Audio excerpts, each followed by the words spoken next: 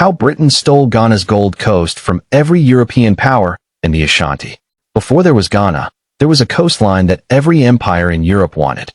By the mid-18th century, roughly 40 forts controlled by Dutch, British, and Danish merchants dotted the Gold Coast. Portuguese, Swedes, Prussians, they had all come before. Everyone could smell the gold. But only one power would eventually claim it all. The story of how Britain did it is not simply a story of conquest. It is a story of patience, diplomacy, and quiet elimination, one rival at a time. It started with the Portuguese, who arrived in 1471 and built Elmina Castle, the first European fortress on the Gold Coast. But their monopoly crumbled fast.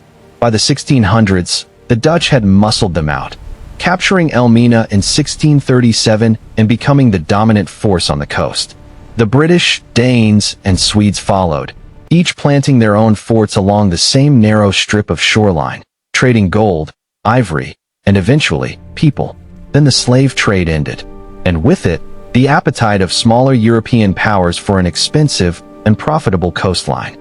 Denmark had wanted to sell its Gold Coast colonies for some time.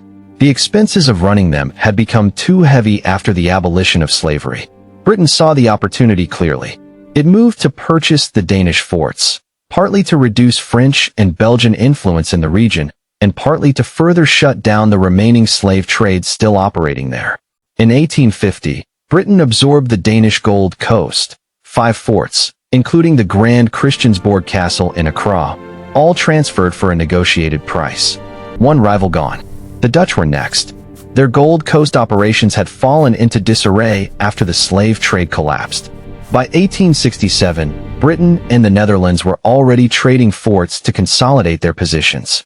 Then in 1872, Britain purchased the Dutch Gold Coast, including the historic Fort Elmina itself, the very fortress the Portuguese had built nearly 400 years before.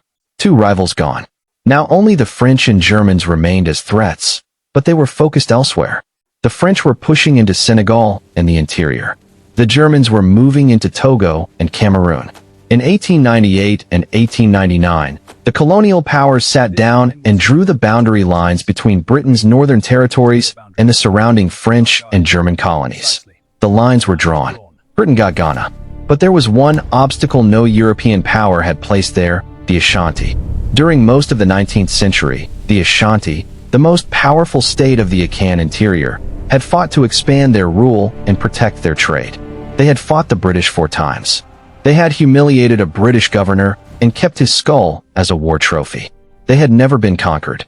It took until 1901. The Ashanti were forcibly incorporated into the British Gold Coast colony in 1902, along with territory to the north that had not even belonged to the kingdom itself. The golden stool, eternal symbol of the Ashanti soul, was never surrendered. But the land was. By the time it was over, Britain had outmaneuvered Denmark through purchase, the Dutch through negotiation, the French and Germans through treaty lines drawn at Berlin, and the Ashanti through 4 brutal wars. By 1901, the British had established a colony incorporating all of the Gold Coast, its kingdoms, its peoples, its resources, under a single administration. The gold that had drawn every European eye for 4 centuries now flowed in one direction: London.